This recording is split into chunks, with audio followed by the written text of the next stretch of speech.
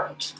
Então, hoje a gente vai falar sobre os vírus de importância médica, não especificamente sobre as espécies, mas sobre como acontece para eles causarem doenças, como acontece para eles causarem as patologias. Tem alguns termos, quando a gente fala em virologia, aplicada à área da saúde, que são bem importantes para vocês conhecerem o significado.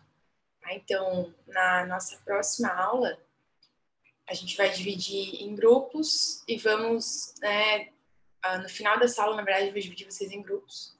E na semana que vem, vocês vão apresentar um seminário para mim e para a Cíntia sobre os principais tipos virais que causam problemas. Então, no final da aula, a gente faz essa divisão. Por enquanto, a gente vai vendo um pouquinho sobre a parte médica dos grupos. Dos grupos virais. Vocês viram ontem com a Cíntia um monte de classificação, né? Ela mostrou para vocês todas as famílias possíveis que causam doenças. Vocês viram com ela que existem muitas famílias diferentes e em todas as famílias existem vírus que são patogênicos, assim como existem vírus que não causam nada. Então, a gente vai selecionar agora os principais que causam problemas para vocês, na semana que vem, trazerem para a gente a explicação sobre essas doenças em si. Então, quando a gente fala em patogênese, né, em formas de doenças causadas por vírus, existem algumas palavras que são bem importantes. A patogenia, o que significa patogenia quando eu falo em vírus? É o mecanismo pelo qual o vírus consegue produzir doença no hospedeiro. Então, alguns, como a gente viu, destrói células, alguns podem utilizar a célula como maquinaria básica, outros podem fazer com que as células proliferem muito e fiquem com vários núcleos e fiquem enormes e não façam mais sua função. Então, cada vírus daquela classificação que vocês viram apresentam patogenias diferentes. Já a patogenicidade é a capacidade do agente, né, desse vírus, produzir doença. Então, a patogenia é o mecanismo pelo qual o vírus causa doença. Só que alguns vírus não são patogênicos, então eles não têm a patogenicidade, que é essa capacidade de produzir doença. Como a gente viu na semana passada, aquele vírus do ovo, que só deixa o ovo azul, ele não causa um problema para o ovo, né, para a galinha em si. Então, a patogenicidade é essa capacidade que ele tem de produzir ou não doenças. A patogenicidade, ela vai depender do agente, né, então do vírus, e do hospedeiro. Pode ser que um vírus seja patogênico, coronavírus. Só que o meu organismo está tão forte que ele não causa doença em mim. Então, tem as pessoas que são assintomáticas, por exemplo. E a patogenicidade é modulada pela interação que existe do vírus com o hospedeiro. Então, quando o vírus entra no meu corpo, se ele se depara com um sistema imunológico forte, com células preparadas para fazer a defesa, eu não adoeço. Agora, caso eu tenha já sofrido algum tipo de injúria, de infecção recente, e o meu sistema imunológico não está conseguindo controlar muito bem isso, aí eu posso acabar ficando doente por causa dessa interação. Tá? E a virulência, então, é um outro termo importante relacionado ao nível da severidade dessa doença. Então, quão severa vai ser? Qual que é a virulência desse vírus? Então, a gente tem vírus que causam doenças severas, que são os de virulência elevada, os vírus que causam uma doença mais leve, como o caso da gripe, do coronavírus mesmo, que na maioria das pessoas causa uma doença leve, ele apresenta uma baixa virulência, e os que são avirulentes, a gente chama que tem uma doença inaparente, né, que são os assintomáticos. Então, a virulência está relacionada com o nível de severidade, só que esse nível de severidade ele também está determinando, né, sendo determinada pelos fatores do hospedeiro. Então, não só geneticamente pelo vírus, mas também pelo hospedeiro. No caso do corona, tem pessoas que têm uma doença extremamente severa. Então, nas pessoas que têm algum tipo de comorbidade, a virulência é elevada. Mas tem pessoas como eu e os mais próximos a mim tiveram uma doença bem branda, bem leve. O corona tinha baixa virulência. E em alguns que são completamente assintomáticos, ele é virulento. ok? Então, esses são os termos que a gente vai usar bastante na aula de hoje. Então, a patogenia das infecções virais é determinada por uma combinação entre os efeitos da replicação, que a gente viu semana passada, né? Então, essa capacidade que o vírus tem de causar uma doença, ela vai estar relacionada diretamente com o tipo de replicação, se vai ser uma replicação lítica ou lisogênica, né? Se vai ser aguda ou se vai ser crônica. E as respostas que o hospedeiro tem para uma infecção viral. Tá? Então, é sempre aquela balança do vírus versus o hospedeiro. Vamos ver aí quem que é a mais forte. E uma curiosidade que é bem interessante da gente pensar é que nem toda infecção é uma doença. Né? Pensem no caso de pessoas assintomáticas. Elas estão infectadas, mas elas não estão doentes. Né? Então, não é pelo fato do vírus entrar no meu corpo que automaticamente vai causar uma doença. Não. Porque a doença, ela é justamente determinada pela combinação de vários fatores. Se eu estou com o sistema imune forte, eu não fico doente. Então, a infecção, eu coloquei aqui infecção viral, porque a nossa aula é sobre vírus. Mas a infecção, de maneira geral, não é sinônimo de doença. Posso estar infectada com uma bactéria, como a gente está. Nosso intestino é lotado de bactérias. A infecção por elas não é doença também, tá? Até porque elas fazem papel de proteção, certo? Então, no processo de desenvolvimento de uma doença, a gente tem alguns pontos que são bem importantes da gente frisar. Desde a penetração, que a gente começou a ver na semana passada, depois de entrar, como que esse vírus se dissemina no nosso corpo, a forma de replicação que ele vai escolher, os tipos de lesão que ele pode ou não causar e se isso vai ser, né, o suficiente para causar uma doença no organismo. Tá? Então, começando pela penetração, a penetração ela depende muito do hospedeiro, porque vai depender da suscetibilidade celular que esse hospedeiro tem, então se a célula dele apresenta algum receptor específico para o vírus, e a permissividade celular, que é quanto essa membrana celular está permitindo a entrada de coisas. Então tem alguns fatores celulares que permitem a entrada e o sucesso muito maior. Isso é tudo geneticamente determinado pelo hospedeiro, né? Então, tem células mais permissivas, outras menos permissivas. Tá? A gente viu que os vírus, eles infectam absolutamente todas as formas de vida, né? Então, eles têm o tropismo viral, que a gente fala, que está presente em tudo.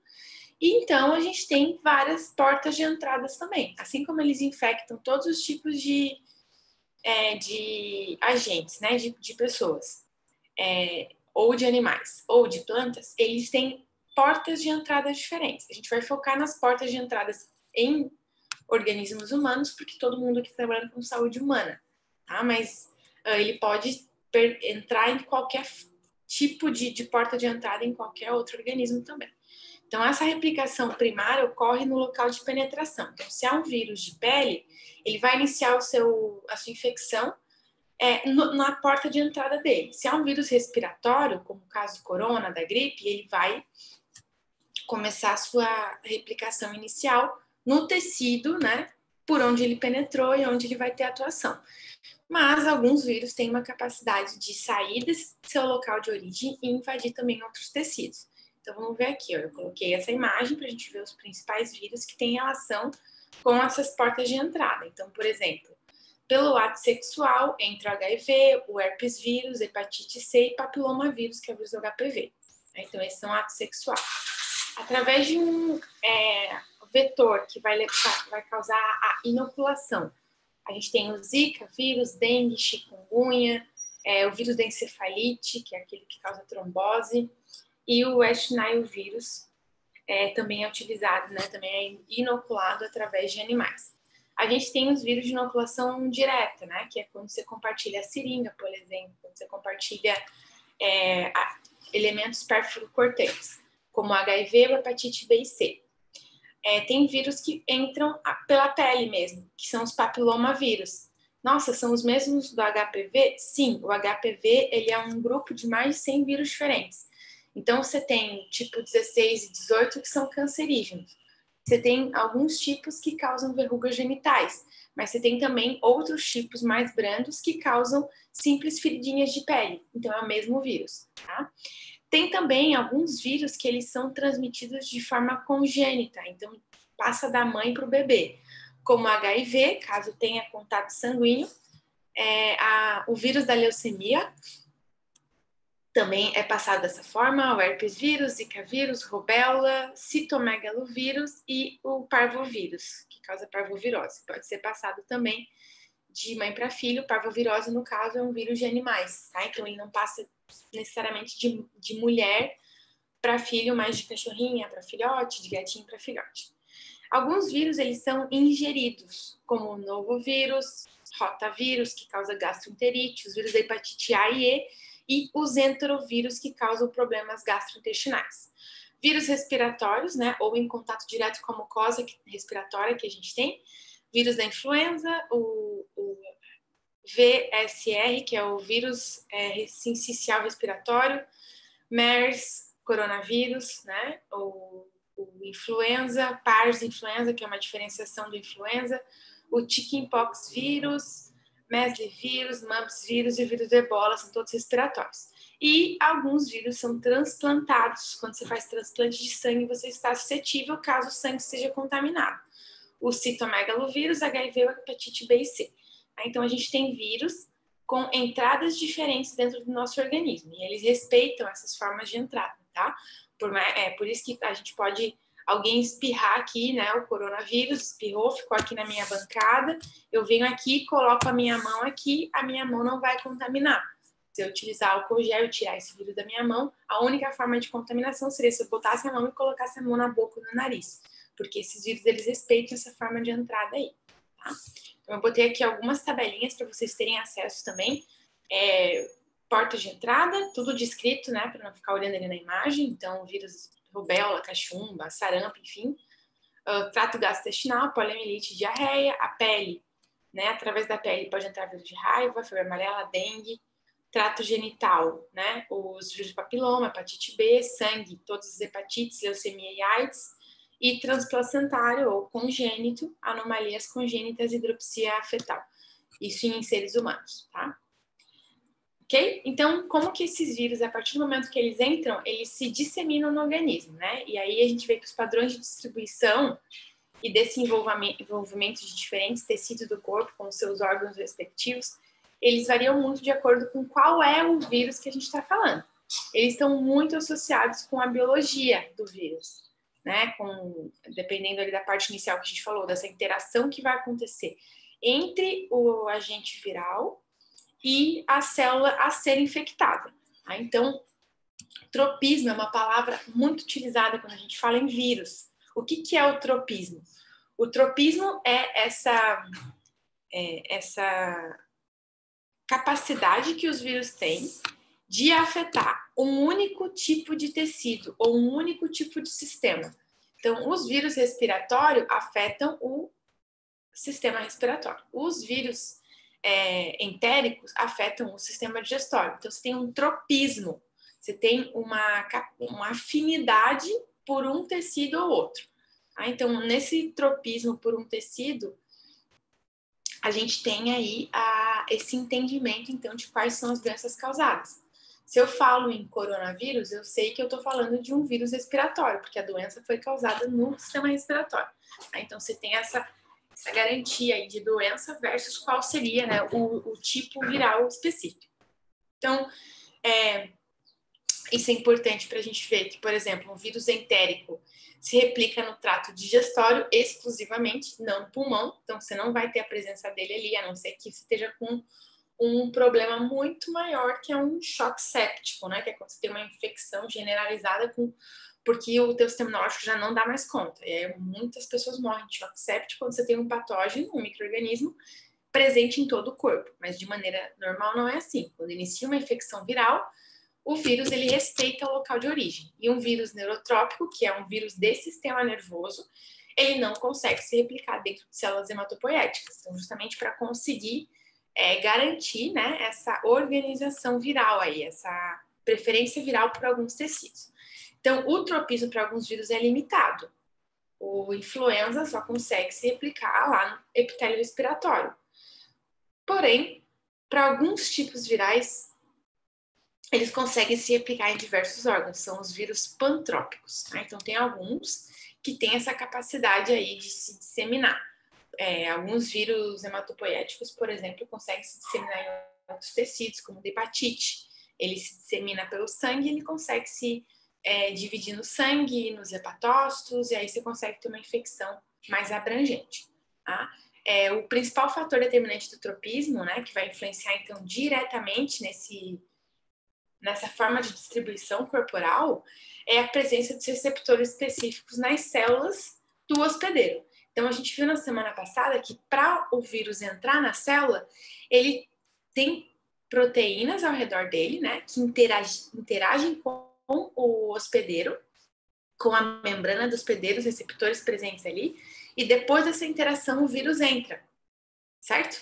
Então, ele precisa que existam essas moléculas, né, esses receptores na membrana para ele conseguir entrar. Então, na maioria dos casos, é isso que determina o tropismo.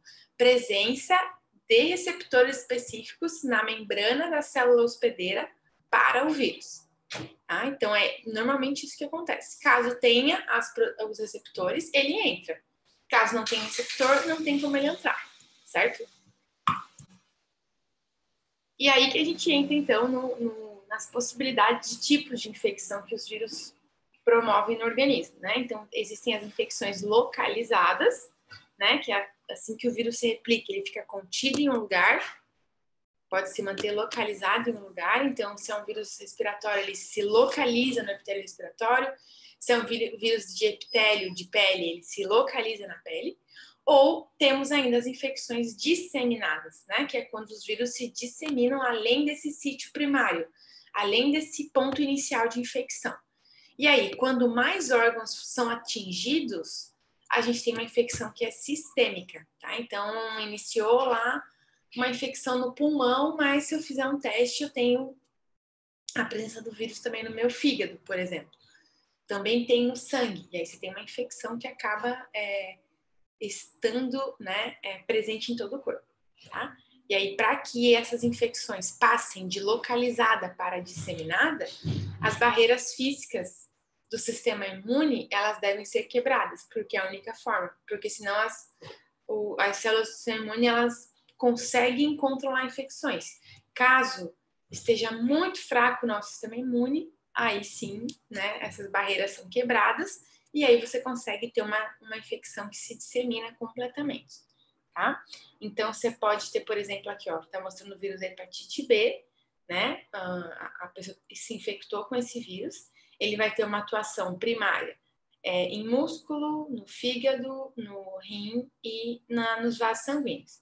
Porém, ele pode, né, passar por uma segunda etapa de estar na corrente sanguínea e ser disseminada para qualquer outro tipo de sistema. E aí você tem uma atuação sistêmica, né? Você tem sítios de replicação viral que não eram inicialmente considerados. Não se esperava que o vírus da hepatite B, por exemplo, ocupasse pele. Mas em uma infecção disseminada, né, em uma infecção já sistêmica, aí ele pode infectar qualquer outro tipo de célula, tá? Okay? É que alguns vírus não têm essa capacidade de ir para a corrente sanguínea e ser disseminado. Alguns têm, e aí é por isso que diferencia. A infecção disseminada inicial é quando eu tenho o vírus passando através dos tecidos para os órgãos próximos a ele. Uma infecção sistêmica é quando esse vírus cai na corrente sanguínea e é levado para todo o corpo. Tá? Outro termo que é visível, né, e é interessante da gente falar quando se fala em virologia é o viremia. O que é? Viremia quer dizer presença de vírus no sangue. Aqui no esquema anterior estava mostrando aqui, ó, que a gente tem uma viremia primária, que seria quais são os tecidos que este vírus tem algum tipo de proximidade, né? Então, por exemplo, o vírus papilomavírus, que está mostrando aqui, ó, papilomavírus, ele tem uma afinidade por pele, que se sabe, ou pelo trato genital, né? Então, você tem ou pele ou trato genital para você ter essa infecção primária. Mas esse vírus ele pode sair da pele e do trato genital e acabar afetando outros órgãos, tá? Então, eu vejo essa capacidade de infecção através de viremia, que é a presença do vírus no sangue. Então, caso eu tenha uma viremia ativa, isso quer dizer que o vírus está conseguindo se replicar, né? Então, eu tenho a presença de sangue, presença de vírus no sangue. Se a viremia estiver ativa, resulta da replicação viral. A viremia passiva é quando o vírus, você tem a introdução do vírus no sangue, mas não tem replicação. Então, ele não está ativo. Isso quer dizer que ele não infectou a célula sanguínea. Você tem só a presença do vírion no sangue, mas você não tem ele dentro das células sanguíneas, que lembrem que o vírus só se replica dentro das células, tá? Já na viremia primária, a gente tem os vírus se disseminando pelo sangue após uma replicação inicial no sítio de entrada. Então, no caso do coronavírus, ele está entrando pelo epitélio respiratório, só que alguns vírus foram absorvidos pelo epitélio respiratório, que tem muito sangue, né? Então, se eu estou respirando com a boca aberta, meu epitélio aqui da região orofágica, né, da boca, acaba pegando esses vírus e levando para o epitélio respiratório através do sangue, porque é o local primário de infecção. Então, eu vou ter, aí se eu faço um teste de viremia, eu vejo que eu tenho um pouco de vírus no sangue, sim, que é essa viremia primária. Porém, o coronavírus pode ter afetado o meu corpo todo, eu posso ter ido para o UTI com respirador, isso quer dizer que a chance desses vírus se disseminarem pelo meu corpo é altíssima, e aí a gente tem então a viremia secundária, quando esses vírus eles são produzidos por infecções disseminadas, então o vírus foi parar em outros lugares do corpo, também estão em processo de replicação, e aí eu tenho muito vírus ali presente no sangue. Então, é uma viremia secundária, aumenta muito a presença. E aí a gente vê isso em dias, né? Então, a viremia primária, ela é em torno de 1 a 3 dias, para a gente verificar, o pico dela seria em 2 dias. E a viremia secundária tem o pico aí em 9 dias, né? Então, demora um tempo, como a gente viu lá no processo de replicação, para esse vírus infectar as células e conseguir ter essa produção acelerada de novos vírus, ok? Então, vários vírus eles se replicam, né, em células sanguíneas, como a gente já comentou antes, a gente tem um tropismo viral de vírus para cada tecido, mas alguns deles, boa parte deles, se replica em células de defesa, o que faz com que eles sejam extremamente inteligentes, né?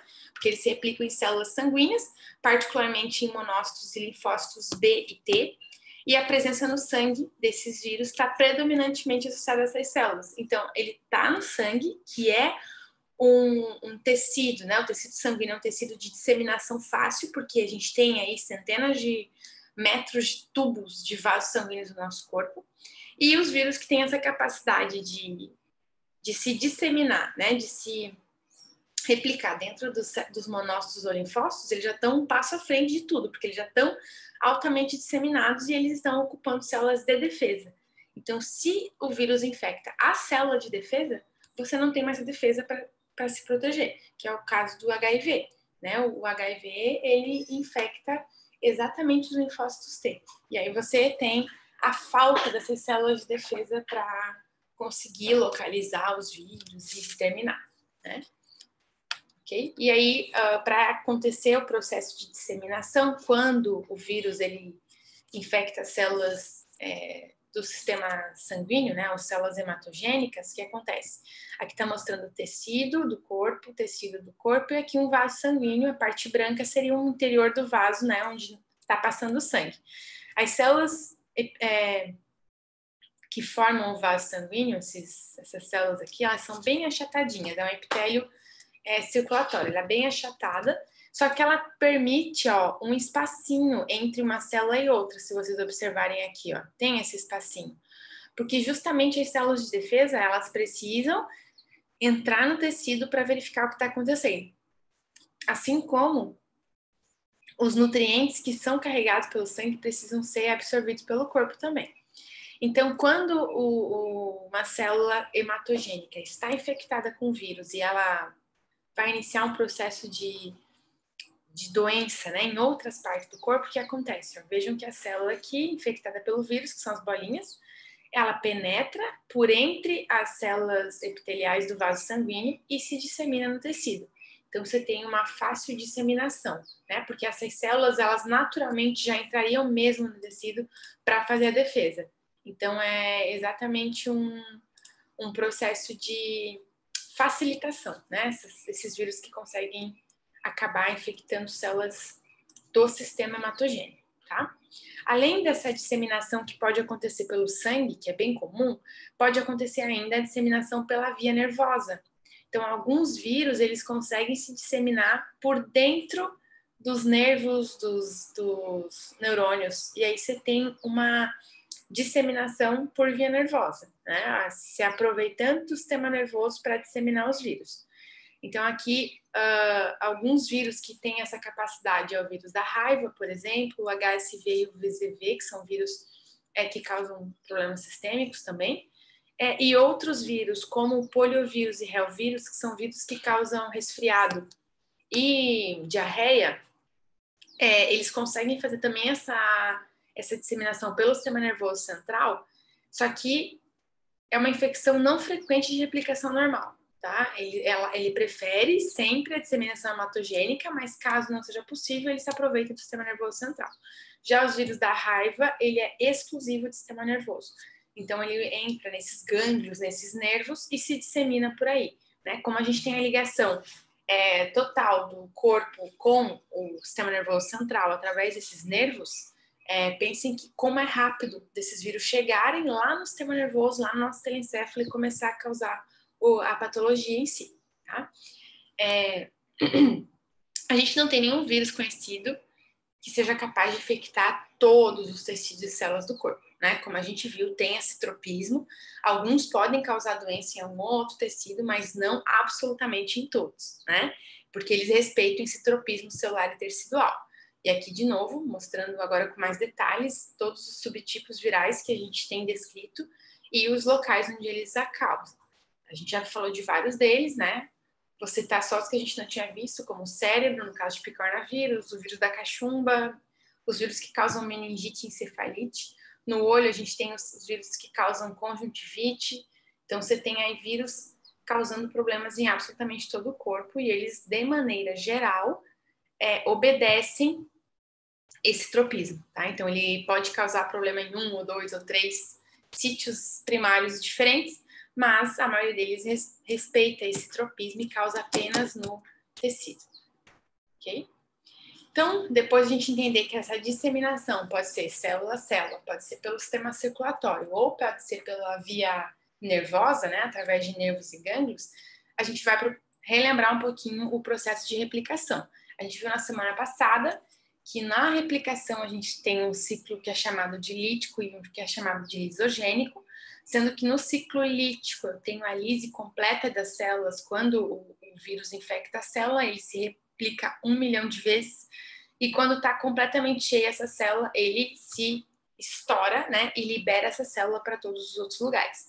Já no ciclo lisogênico, relacionado a uma inflamação crônica, onde você tem a inserção do material genético do vírus ao nosso material genético. E toda vez que a célula se divide, ela está levando um pedacinho do material genético junto, tá? Só para a gente relembrar. Então, a capacidade dos vírus de causar doença, ele pode ser analisada sobre 2 aspectos diferentes. Primeiro, quais são as mudanças que ocorrem no interior da célula individual, né? Então, assim que o vírus entrou na célula, que tipo de mudança pode acontecer ali? E qual é o processo que ocorre no paciente infectado? Então, eu consigo ver essa capacidade viral, tanto a nível célula, exclusivamente em nível de célula, quanto no processo que ocorre no paciente infectado, tá? Então, essa interação com o sistema imune, como a gente viu, tem vírus que não causam nada, né? Então, a maioria dos vírus não causam nada. Só que tem alguns vírus que têm uma capacidade de causar uma infecção abortiva, né? Que causa uma doença, com a hepatite. Tem vírus que causam uma infecção aí que pode ser produtiva, né? Que vai levar à morte do hospedeiro, como, por exemplo, o ebola, tá? Então, quando eu vejo a nível celular o que acontece com esses vírus, eu vejo que alguns não causam nenhuma mudança fisiológica aparente. Mas eu tenho alguns vírus que podem, sim, causar problema, tá? Não se esqueçam que nem todos os vírus causam doença, mas parte deles, tá? Então, Além de não causar doença, aqui eu coloquei essa imagem que mostra quais são alguns dos possíveis efeitos causados por vírus, né, nos animais, nas células de animais. Então, por exemplo, aqui o vírus infectou a célula, está tendo uma transformação em célula tumoral aqui, né, onde eu tenho esse primeiro momento aqui de penetração. Isso pode desencadear ou uma transformação para a célula tumoral, e aí eu tenho essa célula infectada pelo vírus formando um fenótipo e apresentando um fenótipo completamente diferente, porque ela foi afetada por oncogenes, né? Então, esse vírus ativou oncogenes dentro dela, que são genes que causam câncer, e aí eu tenho células completamente anormais, são células tumorais. Outra possibilidade é quando esse vírus que infectou a célula se multiplica muito e acaba levando à morte celular para que tenha essa disseminação viral, que foi o que a gente viu. Outro tipo, que seria, né, uma infecção um pouquinho mais persistente, é o vírus ele se liberar de maneira bem lenta, não causar morte celular, mas ele utilizar a maquinaria para replicar de maneira um pouco mais devagar. E aí você tem o vírus aproveitando da célula e não matando ela. Então aproveita por mais tempo, sem ser percebido pelo sistema imune. Ou a gente pode ver, né, que tem alguns vírus que estão presentes, mas não causam nenhum tipo de dano. Isso a gente chama de infecção latente. Você tem o vírus, mas ele não causa nada. Né? Então essas são as relações que a gente tinha comentado na semana passada. Alguns vírus podem causar, inclusive, morte das células individuais, né? Por exemplo, a gente viu que no ciclo lítico, o vírus, ele entra na célula, começa a se replicar rápido, de modo que ele vai ter vários vírusinhos formados, e aí quando não tem mais espaço na célula, ele vai lá e explode a célula, né? Isso a gente viu. Alguns exemplos de vírus que causam fazem ciclo lítico causando apoptose, o poliovírus, herpes vírus, alguns vírus envelopados que podem fazer alteração da estrutura da membrana, e aí na alteração da estrutura da membrana você vai ter essa membrana possivelmente se abrindo. Os vírus envelopados que se inserem, então, né, através de glicoproteínas. Você tem alguns vírus que afetam a permeabilidade celular, como togavírus e herpes vírus, alguns vírus que rompem o citoesqueleto celular, por isso que ela colaba como o vírus da herpes, e alguns tipos de vírus não envelopados. Então, a gente vai ter atuações diferentes, levando à morte celular por apoptose, né? Dependendo de qual vírus que a gente está analisando. Então, o poliovírus, por exemplo, ele pode inibir a síntese de proteína celular. Se você não tem proteína dentro da célula, você não tem uma estrutura para ela, e aí ela acaba colabando. Né? Então, isso é bem variado de vírus para vírus.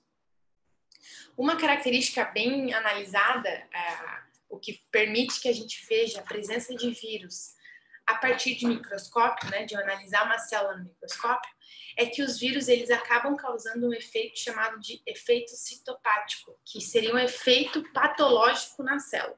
Então, se eu olhar no microscópio, eu consigo determinar uma infecção viral.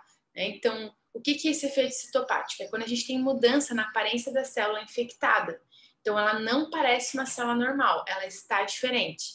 Né? Pode acontecer como um arredondamento total da célula, o que não é normal, porque quase nenhuma célula do nosso corpo é redonda, né? Todas elas têm formas, morfologias diferenciadas. Alguns podem levar ao escurecimento de parte da célula, por causa de compostos ali dentro, né? Ou formação de células gigantes.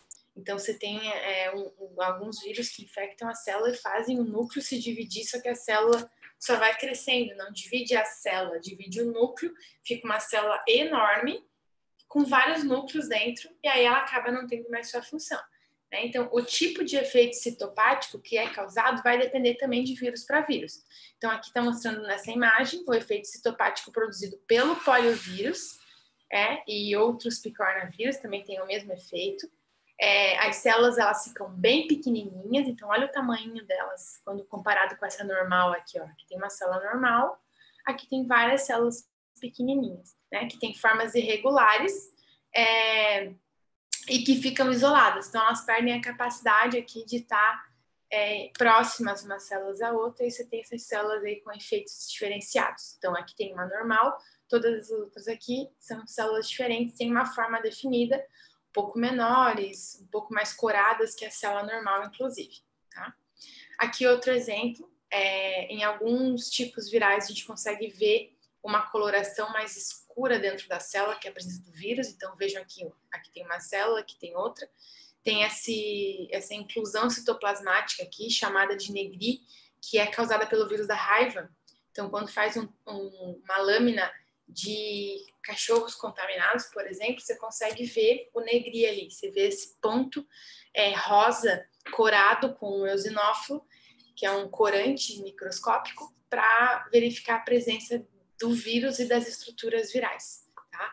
E tem um outro tipo de inclusão, que é a inclusão do tipo olho de coruja, que é visto quando tem um citomegalovírus. Então, o núcleo ele cresce consideravelmente e ao redor do núcleo é formado uma estrutura corada diferente, formando o que parece ser um olho mesmo, né? Como se fosse aqui a íris do olho e aqui a pupila. Então, você tem esse aspecto também que é verificado em microscópio. E aí, dependendo do tipo da doença, né? Que podem ter sintomatologias variadas. Você faz um teste de biópsia ou um próprio raspagem do tecido afetado, você consegue visualizar a presença viral. Lembrando que a gente não vê o vírus, né? Porque ele é muito pequeno, mas eu consigo ver esses corpúsculos, essas inclusões que o vírus causa dentro das células e por isso é possível de verificar a sua infecção, ok? Outras mudanças que acontecem ainda no interior das células, né? A fusão das células para formar uma célula multinuclear, que é o que eu comentei antes, que é essa capacidade que alguns vírus têm de fazerem várias células. Olha só, o herpes vírus e o paramyxovírus, por exemplo, pegam várias células, várias aqui, e unem em uma só. Então, tem vários núcleos que vão fundindo a célula, então o vírus vai aproveitando que o espaço está grande para ele crescer, vai fusionando um monte de célula, formando essas células enormes multinucleadas. Aqui tem outra, ó. Tudo isso aqui, ó, é uma única célula. Tudo isso. Vejam a quantidade de núcleos que ela tem. E por que isso aqui aconteceu? Porque o vírus do sarampo invadiu aqui e ele está usando o citoplasma para se dividir. Então, quanto mais células ele for agregando a esta célula inicial, melhor é, porque daí você vai ter um espaço maior para crescer. Depois vai acabar explodindo tudo isso aqui junto para ter a sua disseminação lítica. Tá? Então, é outra capacidade que eles têm. E alguns vírus, eles são chamados de vírus oncogênicos, porque são vírus que levam a uma transformação maligna, né? A um processo de tumorogênese. Então, existe uma relação direta de alguns tipos de vírus com câncer. Inclusive, essa relação ela foi inicialmente demonstrada em 1908 com a leucemia, que é um tipo de sangue que afeta... um tipo de câncer que afeta o sangue. Né, e viram que essa leucemia, então, ela podia ser transmitida para aves sadias por meio de infiltrados livres de células que tinham o vírus. Então, o fato da ave estar contaminada com o vírus fazia com que ela desencadeasse um processo de leucemia. Tá? Então, a origem viral do câncer dificilmente é reconhecida, a gente não sabe muito bem qual a origem, porque câncer é uma doença multifatorial, então podem ter várias funções, vários fatores que levam ao processo de tumorogênese, porém a maioria das partículas de alguns vírus é infectiva, né, não causa câncer. Quando a gente fala em relação direta de vírus com câncer, né, estou querendo dizer que alguns vírus não causam câncer, mas alguns causam, assim como hábitos de vida, álcool, nicotina, drogas, enfim, que também estão relacionados, né, com o aparecimento de câncer. Mas, para a gente entender a relação de vírus com câncer, por exemplo, a maioria das partículas virais não causa câncer. O câncer pode ser desenvolvido somente muito tempo após a infecção viral, de acordo com a lesão que esse vírus causa na célula. Porque pensa que o vírus vai ter que entrar na célula, entrar no núcleo e começar a causar lesão no seu DNA. Os oncogenes, a gente já nasce com eles. Então, as minhas células têm oncogenes. Só que esses oncogenes, eles não estão ativados. E é dependendo da lesão que o vírus causa na célula que você vai ter atuação e ativação desses oncogenes, tá? Então, o câncer não é contagioso, né? Esse câncer que é causado por vírus não é contagioso, como acontece em doenças virais, a gente não precisa se preocupar. Porém, você tem essa capacidade de alguns vírus, em conjunto com o organismo, causar fortes lesões do DNA que podem levar a alterações genéticas, né, em oncogenes, que vai ter ativação, então, desse oncogene, levando a um processo de câncer. Tá? E esses vírus que têm essa capacidade genética de alterar os oncogenes são chamados de vírus oncogênicos. Então, o papilomavírus, por exemplo, é um vírus oncogênico. O papilomavírus é o HPV, o vírus que causa as verrugas genitais, né? Ele é transmitido por ato sexual e é o papilomavírus que causa o câncer de colo de útero.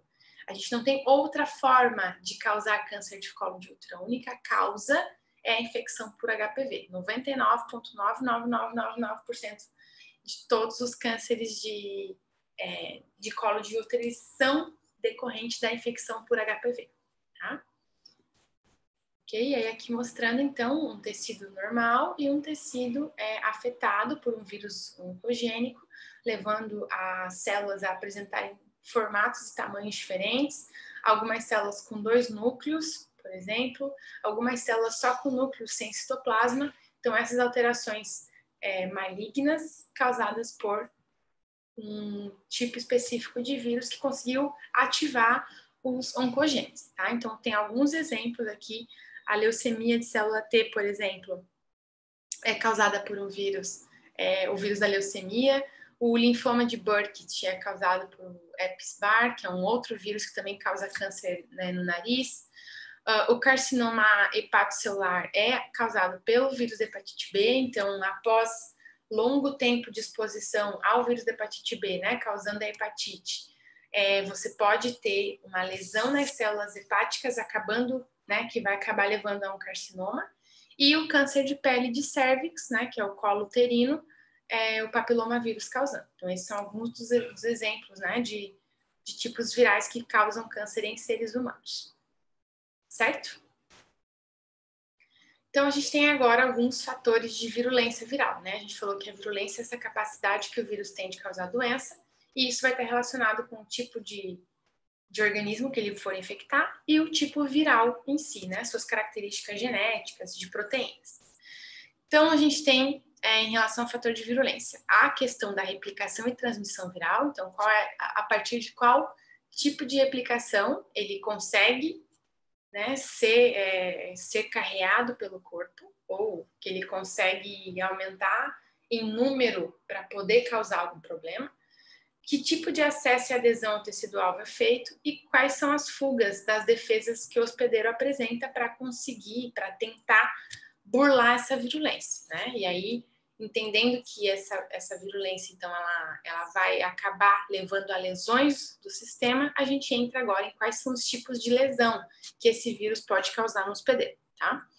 Então, inicialmente, né, os sinais e sintomas da maioria das doenças virais são, sem dúvida, resultante da morte dessa célula, por conta do vírus estar ali se aproveitando do sistema para produzir novas moléculas para ele.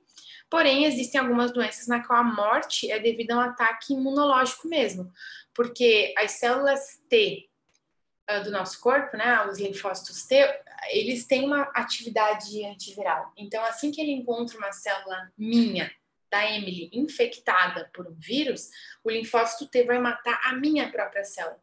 Então, quando a gente fala em lesão celular, não é só o vírus que explode a célula quando ele quer se disseminar. Não, mas tem também esse papel dos linfócitos T, né, fazerem essa morte de células infectadas pelo vírus, tá? Então, é justamente esse processo de morte celular causada ou pelo vírus ou pelo meu próprio sistema que a gente consegue visualizar esses sintomas, então, no paciente. A nível celular, é difícil a gente visualizar, mas a nível sistêmico, você consegue visualizar um monte de sintomatologia aí nesse paciente infectado. Então, o que ocorre quando o hospedeiro é infectado por vírus? Inicialmente, você vai ter o desenvolvimento de anticorpos, que é essa defesa que o corpo mesmo produz, né? E aí, a partir do momento que eu tenho anticorpo para aquele vírus específico, o meu corpo começa a reconhecer a presença do vírus, né? Então, quando uma célula minha está infectada com o vírus, ela pega essas proteínas virais, colocam ali na sua membrana para que as células de defesa reconheçam e matem essa célula. né? Esse é um dos fatores que é possível de se detectar o vírus no corpo. Porém, também tem a produção de anticorpos, né? Então, além de eu conseguir diferenciar o vírus ali pelas membraninhas dele, pelas proteíninhas dele, o fato da gente conseguir produzir essa defesa é muito bacana. Só que o vírus é muito pequeno, muito menor que o anticorpo. Então, em alguns casos, esses vírus eles conseguem, inclusive, escapar dos anticorpos, né? E aí, quando escapa, a gente tem o escape do sistema imune. Aí ele foge do sistema imune. E aí fica um pouco mais difícil para o nosso corpo conseguir detectar. Além disso, esses anticorpos eles são feitos, né, eles são produzidos a partir das superfícies do vírus. Então, aquelas membranas lá, as proteínas do capsídeo são utilizadas para a produção de anticorpo. Porém, o que se sabe é que os vírus têm uma alta capacidade mutacional. A gente já falou isso na aula passada, né? Então, os vírus têm uma capacidade de causar mutação enorme, muito maior que em bactérias, que em fungo e que em nós mesmos. Então, isso quer dizer que eu produzi um anticorpo para um vírus que eu entrei em contato, só que esse vírus, durante a etapa de replicação, ele se diferenciou várias e várias vezes. E aí, esse anticorpo que eu tenho produzido não tem mais efetividade, porque o vírus já se mudou completamente. Por exemplo, o vírus da gripe, né? A gente tem aí milhares de tipos, de subtipos virais para o influenza, né? H1N1, H1N5, H2N4, enfim, vai fazendo as combinações aí. E a gente vê que, então, o nosso sistema imune, ele não consegue dar conta o tempo inteiro de tudo, porque é muito tipo viral que pode entrar em contato, além da própria mutação que esses vírus sofrem dentro do organismo, levando à existência de um outro tipo de micro-organismo, né? E aí fica ainda mais difícil conseguir fazer anticorpo efetivo para isso, tá? Isso que é uma das explicações de por que não tem vacina para todos os vírus, porque eles se modificam e aí não é possível. Por que não tem tratamento efetivo para todos os vírus? Porque os antivirais não funcionam contra todos os vírus, porque eles têm proteínas diferentes, tem um capsídeo diferente, pode ser envelopado ou não envelopado, o tipo do material genético é diferente entre eles, então fica um pouco mais difícil de fazer essa relação direta, né?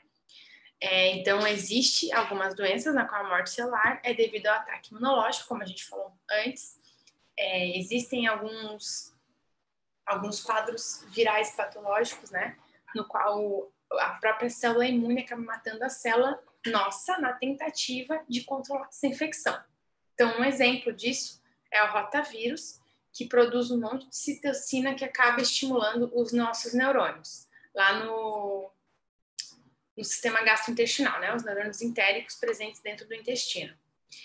Isso faz o quê? Isso faz com que você tenha, né, essa produção aí de citocinas que acabam influenciando nos neurônios presentes no intestino. Além disso, o poliovírus, que é um outro tipo de vírus, ele mata os neurônios motores. Então, você tem a presença do poliovírus dentro de neurônios motores que acabam levando à morte, né? E aí você tem a paralisia dos nervos e de músculos, como mostra aqui nessa imagem.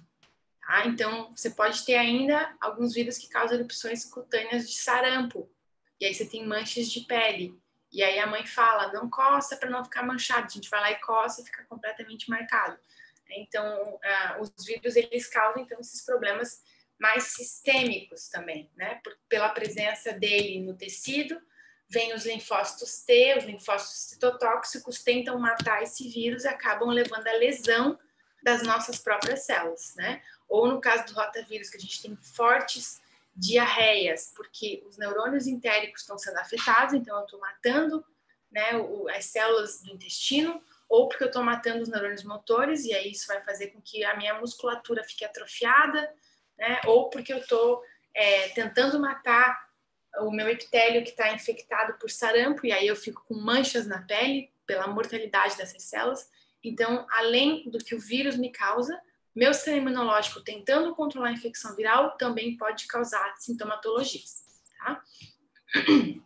E as infecções virais, elas podem ser divididas em uma infecção aguda, quando eu tenho grandes quantidades de vírus presentes no meu sangue, né? Provavelmente acabou de acontecer ali o ciclo lítico em várias células, tem aquele boom de partículas virais presentes no organismo, uma infecção persistente, né, que é o fato de ter vírus ali, mas não necessariamente causando uma doença, ou ele fica por muito tempo estacionado no corpo, até que ele perceba que o meu sistema imunológico depletou um pouquinho, daí, né, a infecção persistente consegue aumentar. Então, alguns vírus fazem lá o ciclo lisogênico, que a gente falou, né, ele está presente no corpo, mas ele está presente de uma maneira bem branda, né, ele fica ali comendo quietinho, dividindo aos pouquinhos. Quando ele percebe que o sistema imune depletou, ele vai lá e aumenta a sua quantidade, né? Pode iniciar um ciclo lítico, por exemplo.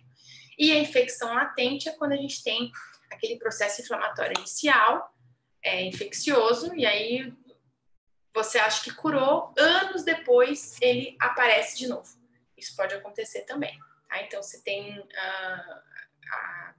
você zera a quantidade de infecção, digamos assim, e depois ela volta de novo quando o sistema imunológico diminui, tá? Então, isso tudo está relacionado com a forma como esse vírus sobrevive no organismo. Ele pode ficar se duplicando, né, como na infecção aguda, o tempo todo, causando lise celular. Ele pode ficar se duplicando bem pouco, como na infecção persistente, você tem a presença dele, mas a duplicação, ele está saindo das células bem quietinhos aos poucos, ou você tem um vírus que faz exclusivamente ciclo lisogênico e ele fica contido dentro da célula, sem partículas virais fora. Quando ele percebe depressão do sistema imune, ele aparece de novo com força total para causar uma doença. Tá? Então, isso vai depender, né, da estratégia viral para sobrevivência e do nosso sistema imunológico ser capaz de verificar esses tipos todos de infecção. No caso da infecção aguda, então, a gente tem uma duração bem curta e rápida, né? Porque ele explode a quantidade de vírus presente no corpo e isso faz com que o sistema imunológico responda, né? Porque é como se você tivesse dado um grito ali no tecido afetado e aí todas as células de defesa vão lá para tentar controlar. Então, isso vai depender muito da eficiência do sistema imune. Se ele for rápido, se ele conseguir chegar lá e acabar com os vírus presentes no local, a infecção é controlada. E também vai depender da incapacidade dos vírus, né? Porque muitas infecções agudas são absolutamente subclínicas, então você tem, não são acompanhadas de nenhuma outra manifestação clínica. E algumas podem ser fatais. Então, isso vai depender da capacidade do vírus de causar aquela doença. Como a gente falou antes, né? Ele pode ter uma alta virulência e uma baixa virulência. Então, se ele for de uma alta virulência e ele causa uma infecção aguda, o organismo está sofrendo sérios riscos, né, de ter algum problema, de acabar sendo fatal.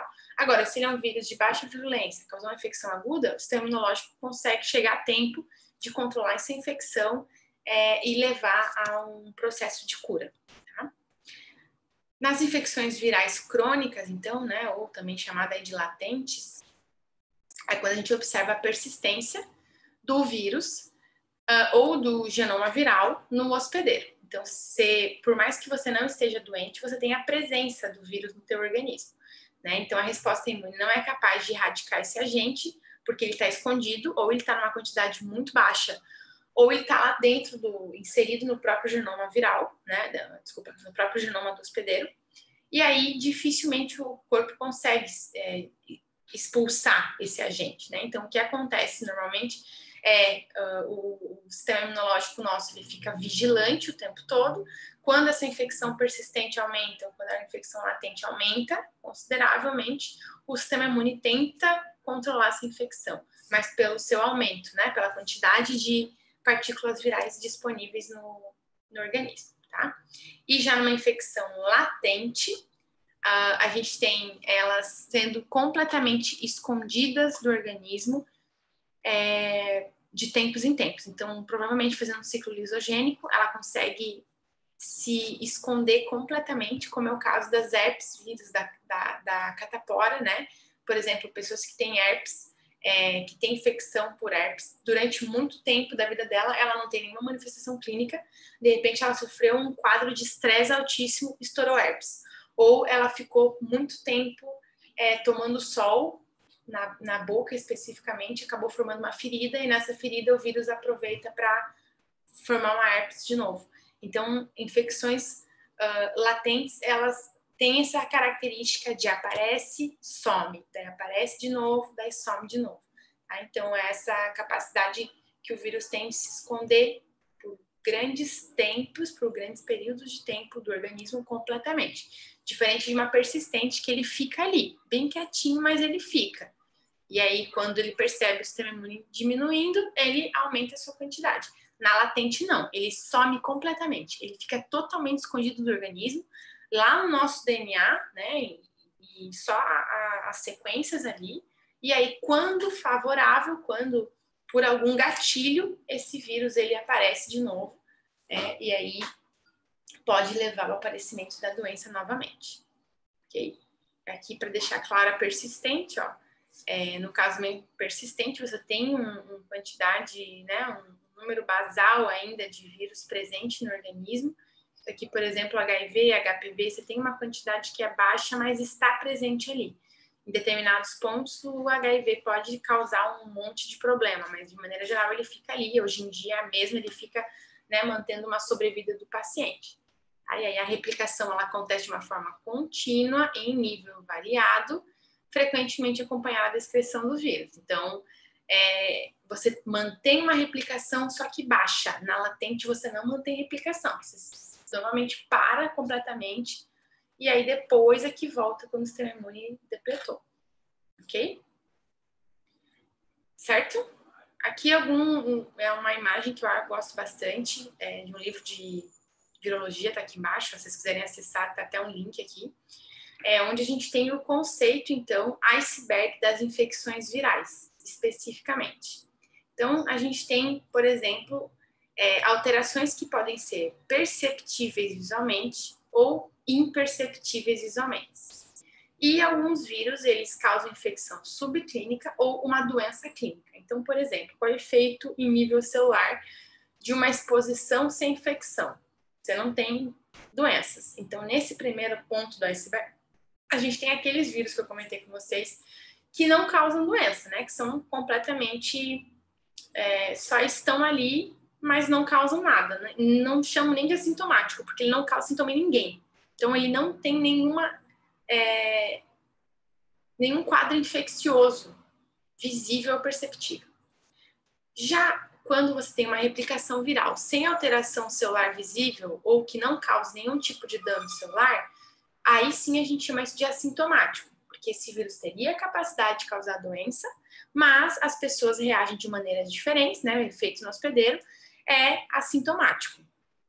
Agora, quando você tem uma disfunção celular, ou aquele efeito citopático que a gente falou, ou alguma capacidade de transformação celular, a gente pode estar causando no hospedeiro uma doença leve ou uma doença severa, dependendo, né, da questão genética do hospedeiro também. E quando a gente tem lise celular em todas as células afetadas, isso pode levar a uma doença bem severa, ocasionando inclusive a morte do hospedeiro. Então, se eu tenho, por exemplo, o vírus da hepatite, que causa aquela lise total em todas as células do meu fígado, isso pode levar à morte do hospedeiro. Então, vai variar muito do efeito que o vírus tem e do efeito que o hospedeiro pode ter por causa do seu sistema imunológico, que normalmente está ali sendo vigilante, né, e cuidando o tempo todo para que não aconteça o pior no organismo, tá? Ok? Tudo certo, gente?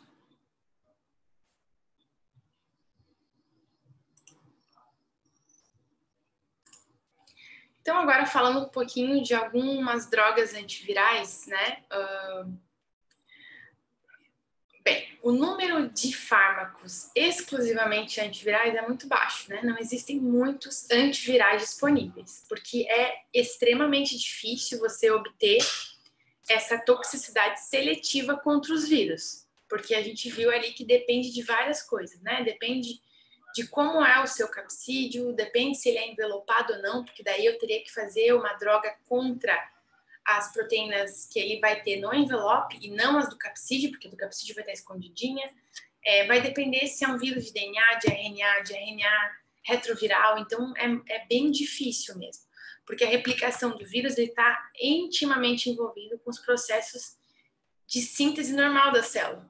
Então, vamos lá, o vírus entrou na célula e vai se aproveitar das enzimas de replicação da própria célula. Agora, o que aconteceria se eu bloqueasse as enzimas de replicação? Eu acabaria matando a célula, né? Porque a célula precisa de uma DNA polimerase, ela precisa de uma RNA polimerase. Então, a replicação viral, ela está muito envolvida com um processo normal de síntese celular. Isso daí é muito difícil de você conseguir tratar, né? Então, a droga antiviral em si, ela deve interromper a replicação do vírus sem afetar o metabolismo da célula do hospedeiro. Pensem como isso é difícil, né? Se eu tento bloquear os fatores pelo qual o vírus se replica, só que esses fatores são os mesmos que a minha célula se replica. Então, por isso que não tem um número muito alto de antiviral, né? Algumas outras limitações ainda para a produção de fármacos antivirais é que muitos ciclos de replicação viral ocorrem durante o período de incubação. Então, quando o paciente ainda está bem, acontece essa replicação viral. E aí você não tem sintomatologia, você não sabe que o paciente está infectado, porque ele ainda está bem, porque demora esse período inicial, né, para a gente ter um número suficiente de vírus para causar algum problema. Então, quando o paciente apresenta uma doença viral sistêmica que é reconhecível, aí o vírus já se espalhou pelo corpo e já é muito tarde para impedir ele. Por isso que quanto antes começarem os sintomas e quanto antes vocês forem atrás para iniciar um tratamento, melhor né? Porque daí a gente consegue tentar controlar um pouco melhor esse processo infectivo. E alguns vírus, como por exemplo o herpes vírus, eles se tornam latentes no interior das células. E aí nenhum mecanismo antiviral, nenhum fármaco antiviral consegue deter ele, porque ele está latente dentro da célula, está escondido, ele não está latente vagando pelo sangue. Não, ele está escondidinho dentro da célula, bem quietinho, nem a célula sabe que ele está ali. E aí você não consegue erradicar completamente, né? Por isso que tem essas infecções latentes que a gente fala, que de tempos em tempos esse vírus aparece e causa algum problema. E também outra limitação bem importante é essa capacidade que o vírus tem de se mutar, né? De causar mutações nele mesmo, fazendo com que você tenha um outro subtipo viral, porque daí você modificou completamente. Além de que esses mutantes virais, eles ainda podem ser resistentes a fármacos. Assim como bactérias conseguem induzir tolerância e resistência, alguns vírus também conseguem se tornar resistentes a alguns tipos de fármacos. Então, você tem aí muitas limitações. Isso explica porque a gente não tem, né, tantos antivirais disponíveis assim. E essa tentativa enlouquecida que algumas pessoas têm de tentar utilizar os fármacos antivirais que a gente já tem para tratar todos os tipos de vírus, coisa que não acontece, porque nós vimos que existem vários tipos de famílias virais que têm capsídeos diferentes, que têm envelopes diferentes, que têm tipos virais, tipos de material genético que são diferentes, né? Tipos de penetração que são diferentes. Então, a gente vê como não é fácil tentar utilizar um medicamento pré-existente para tratar todos os tipos de vírus, né? Que é isso que a gente vê aí hoje em dia. Então, alguns problemas, né, dos antivirais que é perceptível é que ele vai tentar inibir a replicação, mas após a remoção da droga, o vírus volta a replicar. Então, eu tenho ali um Tamiflu, por exemplo. E tem que tomar ele de 12 em 12 horas. E aí eu acabo esquecendo, eu tomo de 12 e daí eu tomo só lá no outro dia. Assim que eu parei de tomar, a replicação vai iniciar. Então, tem que ter a presença, né, dessa droga no corpo no tempo correto para você tentar diminuir cada vez mais esse processo de replicação viral. Porque senão a gente está tomando medicamento e ele não está tendo a efetividade que a gente quer buscar. Tá? Então, é bem difícil de você conseguir fazer o uso desses medicamentos, né, de maneira correta para garantir que a replicação viral tenda a diminuir. Outros problemas encontrados ainda, né, com relação aos antivirais, é que ele pode ter uma toxicidade que é variável entre os hospedeiros que vão tomar esse medicamento. Então, para mim, pode ser extremamente tóxico, como para a Mari pode não ser nada de toxicidade. Alguns também tem que ser levado em consideração que algumas pessoas têm um metabolismo rápido, então ela digere, né, muito mais esse fármaco, e aí isso faz com que esse tempo de exposição ao fármaco seja menor do que pessoas que têm metabolismo lento, e aí que daí ela pode, inclusive, ter uma sobredose. Algumas pessoas têm baixa absorção de medicamentos, outras têm baixa ou rápida excreção, então isso é muito variável. Então, o fato de eu tomar um medicamento de 8 em 8 horas, vejam que a indústria farmacêutica ela faz com que eu tome sempre, né, num período padrão. Então, na bula ali fala, você tem que tomar o, sei lá, paracetamol de 8 em 8 horas. Mas quem garante que eu vou ter a presença da paracetamol no meu organismo por 8 horas? E se o meu metabolismo for rápido e em 4 horas eu já conseguir metabolizar ele, e aí eu vou ficar 4 horas com essa janela sem a exposição? Ou que a Lana vai demorar 12 horas para metabolizar, e aí ela vai ficar 4 horas com uma sobredose alta, daqui a 8 horas ela vai tomar outra dose. Então isso também é um problema que envolve todos os medicamentos, mas, né, falando especificamente aqui dos antivirais, que deve ser levado em consideração. Porque a gente bobeou por 1 minuto, o vírus já voltou à sua replicação normal e voltou a infectar outras células. Tá? Ok?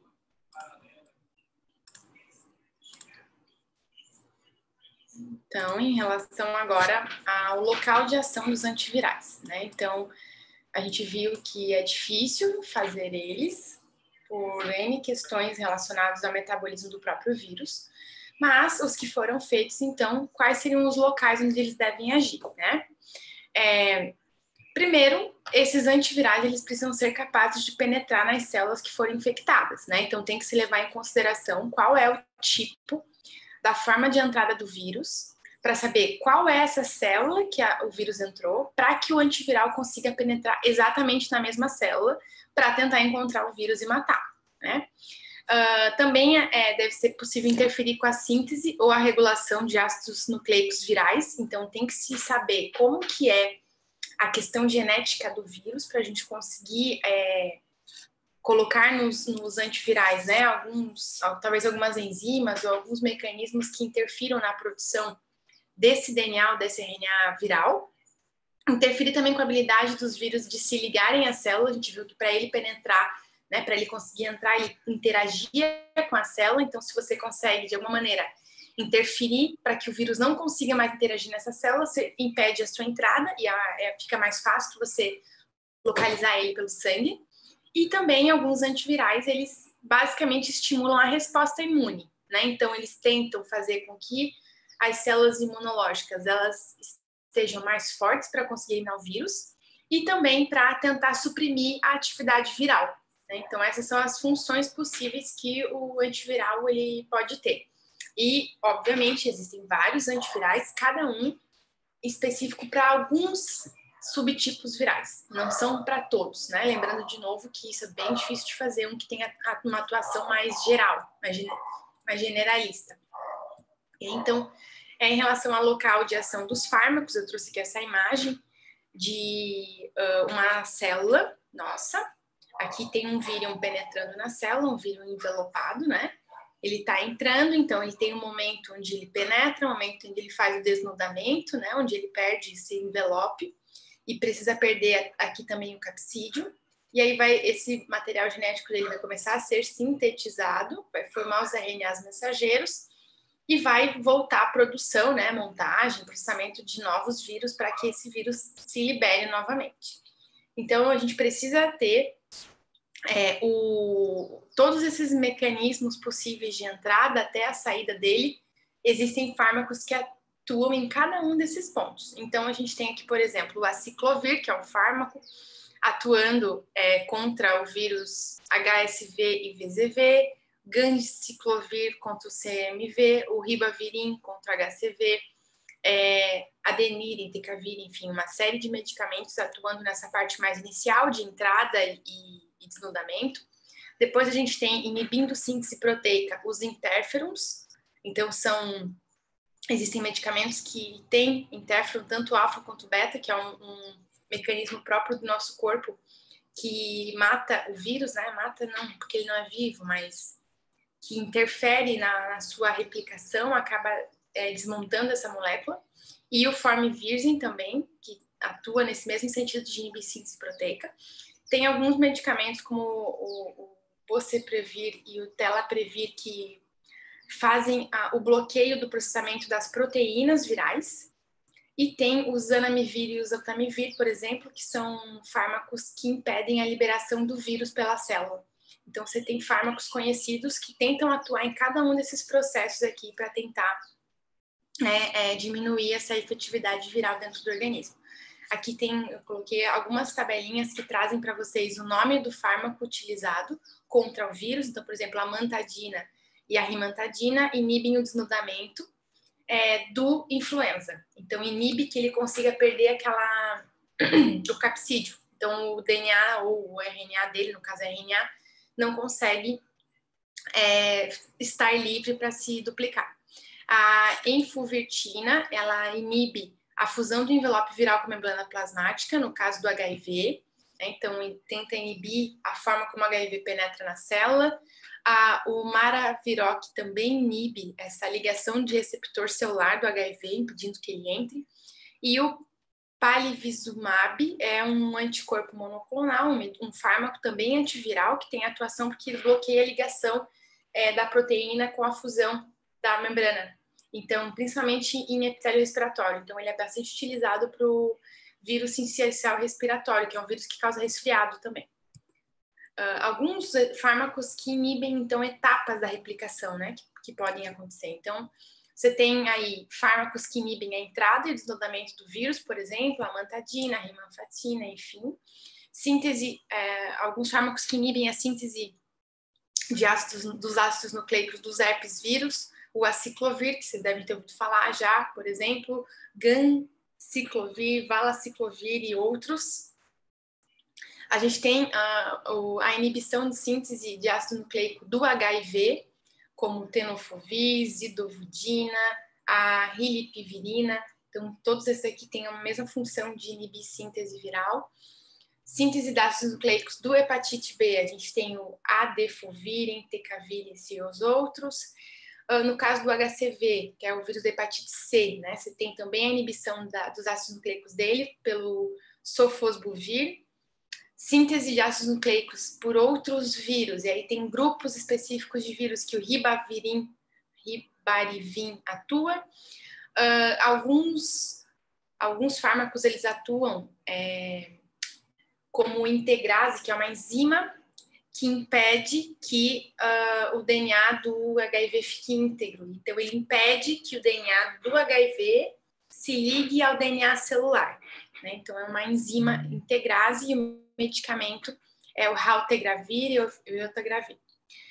Alguns fármacos impedem a clivagem dos polipeptídeos precursores, então inibem, né, as proteínas que tem ali no envelope viral, impedindo que ele consiga interagir com a membrana, como o ritonavir, indinavir e todos esses outros aqui. Alguns impedem a síntese proteica do RNA mensageiro viral. Então, você tem esse impedimento de produção de síntese proteica, como os interferons, que são mecanismos nossos que agora são vendidos como fármaco, e o Farmivizin.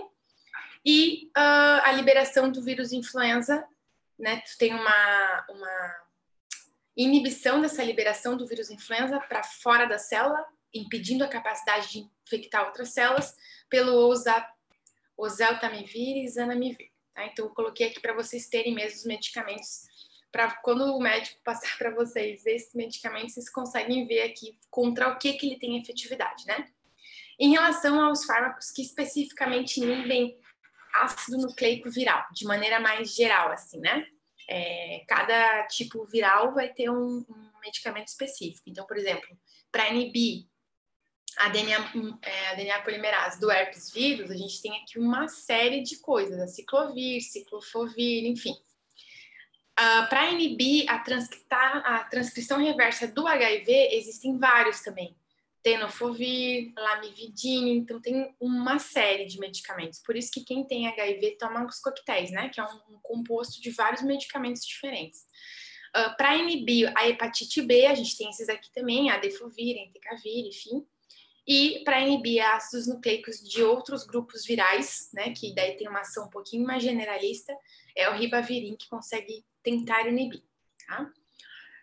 Então, no caso do retrovírus, né, no caso do HIV, que é um vírus que tem uma alta capacidade mutacional, o que se é indicado é tomar múltiplas drogas, que é o que a gente chama de coquetel, né? Então, o objetivo dos coquetéis é alcançar uma eficiência máxima, minimizar a toxicidade, então você vai tomar um medicamento que vai tentar diminuir o efeito colateral do outro, né, pela redução da dosagem individual e diminuir a chance de resistência.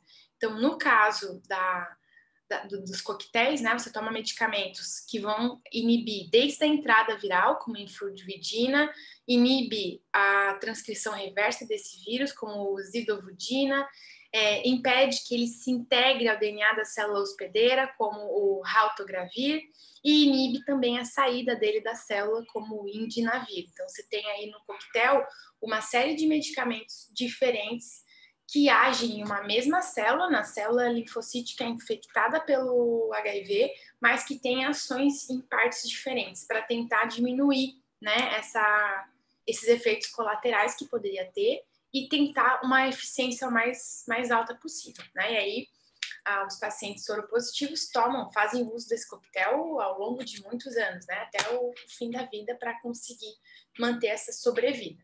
É importante lembrar, então, que os antivirais eles não eliminam o vírus, né? Que não estejam replicando, que estejam latentes. Então, os vírus que estão quietinhos ali, escondidinhos, como no caso de uma infecção latente, os antivirais não atuam, porque lembrem que eles atuam com as enzimas de replicação, né? Como a gente viu aqui.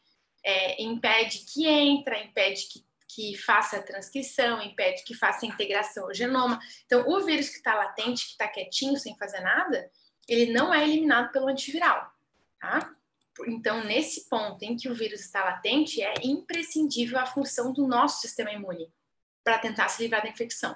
Aí que a gente tem a importância do interferon. O interferon é uma molécula nossa, tá? Que a gente produz, que é o nosso antiviral natural. Então, nós temos como uma resposta inata o interferon, que é uma super molécula que tem a função de antiviral. Assim que o interferon detecta a RNA de dupla fita viral, ele automaticamente destrói essa molécula, né?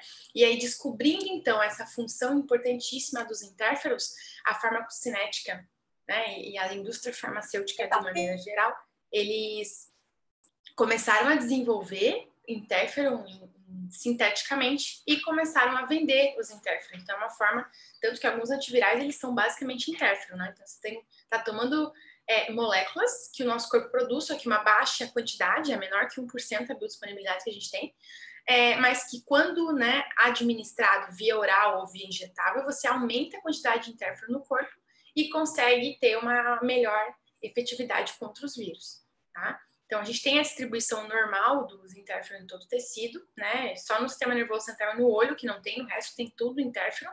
E a meia-vida dele é baixa, de 1 a 4 horas. Então, a gente tomando ele de forma exógena, né? Já foi comprovado que tem eficiência. Então, por isso que são os antivirais aí bem promissores para essa atividade, né? De morte ao vírus.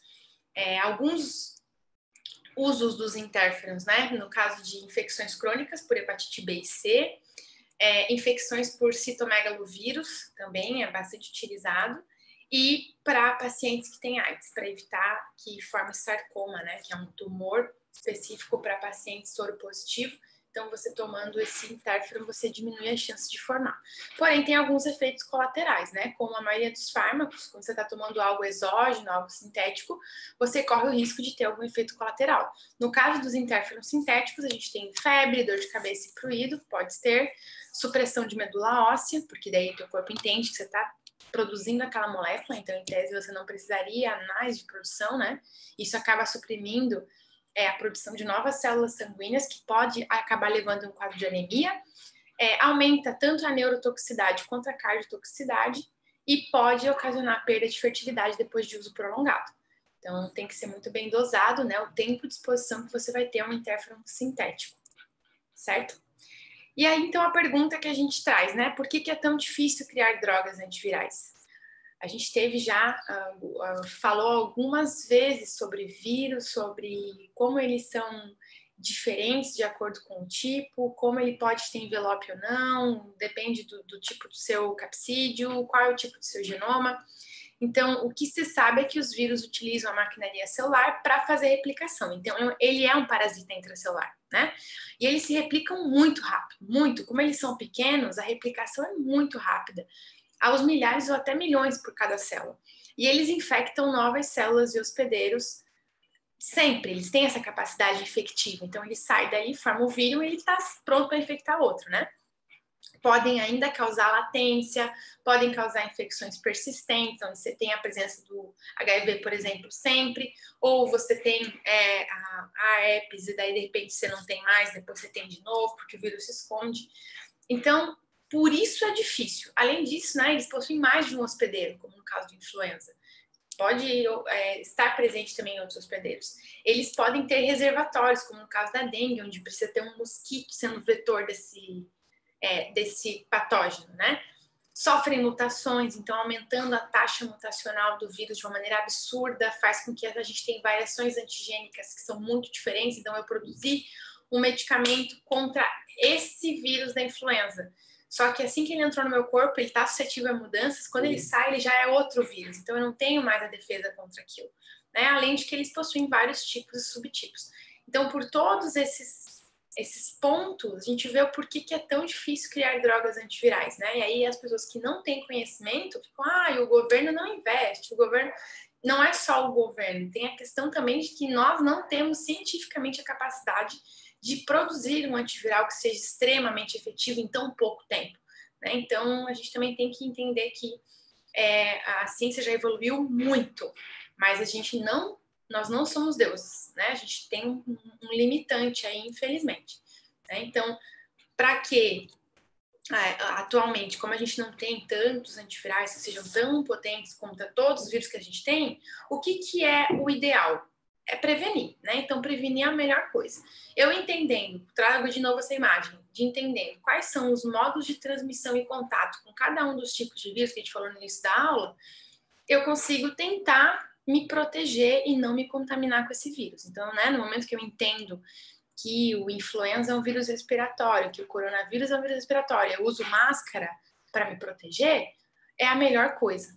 Porque daí eu estou impedindo que esse vírus entre em contato com o meu corpo, né?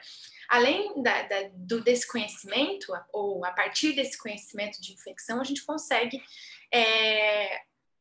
atender algumas medidas de contenção, né? Medidas de biossegurança, como, por exemplo, utilizar álcool, né, para passar nas mãos, nos termômetros, para impedir que tenha esse contato de pessoa para pessoa, utilizar alguns desinfetantes, principalmente nas mesas onde as pessoas fazem exame, em gaiolas e superfícies, para você poder, né, garantir que não tenha patógeno ali, utilizar detergentes para, né, ou iodo mesmo, né, para colocar na água que você vai beber, nos alimentos, nos utensílios, enfim. Dióxido de etileno é interessante usar para materiais que são sensíveis a calor, né, que alguns outros desinfetantes poderiam acabar desnaturando.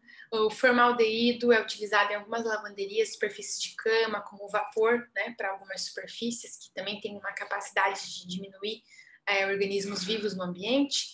O glutaraldeído, que é utilizado para esterilização a frio, com instrumentos como lentes, por exemplo.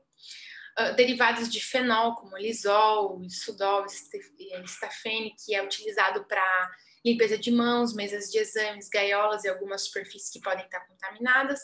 Compostos que contenham amônia quaternária, como o Zefiram, por exemplo, que é utilizado para tratamento de feridas, então impedindo que os patógenos penetrem, né, na parte do teu corpo que está exposta. E a utilização de hipoclorito de sódio, né, como Clorex, Clorize, que tem um papel bem parecido com o dos detergentes lá, que é para limpeza de água e alimentos e utensílios que você vai utilizar. Então, essas informações elas não são aplicadas, né, apenas a vírus, mas também a outros patógenos, e que podem ajudar a diminuir essa capacidade de transmissão, né? Se eu me mantenho com esses hábitos de higiene e de biossegurança, eu diminuo a chance de ter contato, né, de me infectar com os patógenos, enfim, tá? Alguns medicamentos, eles têm um uso quimioprofilático. O que é isso? É algo que eu tomo antes de me infectar, né? E aí eu tento fazer uma prevenção, digamos assim. Então, no caso da amantadina, por exemplo, ela é usada para prevenir a influenza durante epidemias causadas pela influenza A. No caso do ciclovir, é utilizado para prevenir doença disseminada pelo vírus da herpes em pacientes imunocomprometidos. Então, ele não está o paciente imunocomprometido não está infectado e ele usa o ciclovir justamente para prevenir essa infecção. No caso do ganciclovir, é uma prevenção disseminada por citomegalovírus. Então, pacientes imunocomprometidos ou pacientes que têm o HIV, enfim, né, principalmente, utilizam esse medicamento para impedir que se infectem pelo citomegalovírus. O palivizumab é um medicamento que previne a bronquiolite e a pneumonia causada pelo vírus respiratório sincicial que eu tinha falado para vocês antes em crianças.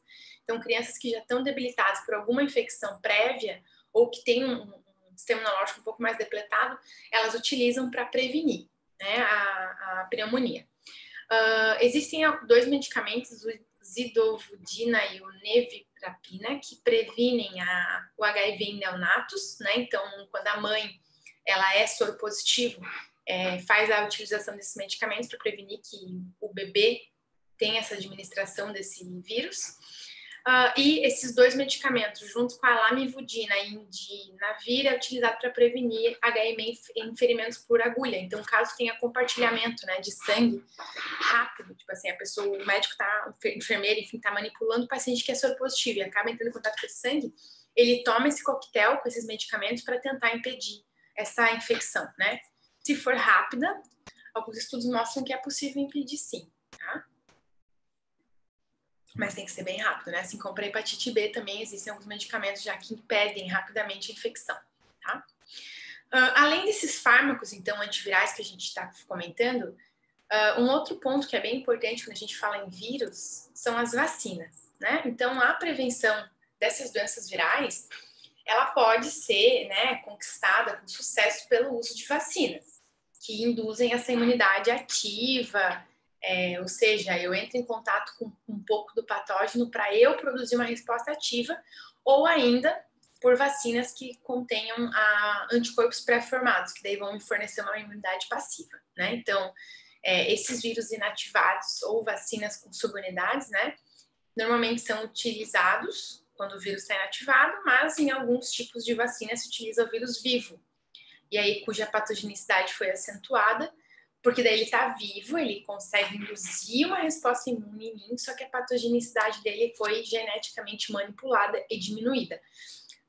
Sabe-se que a proteção é maior e mais duradoura quando você insere o organismo vivo, né? E não ele inativado. Normalmente ele é inativado por calor.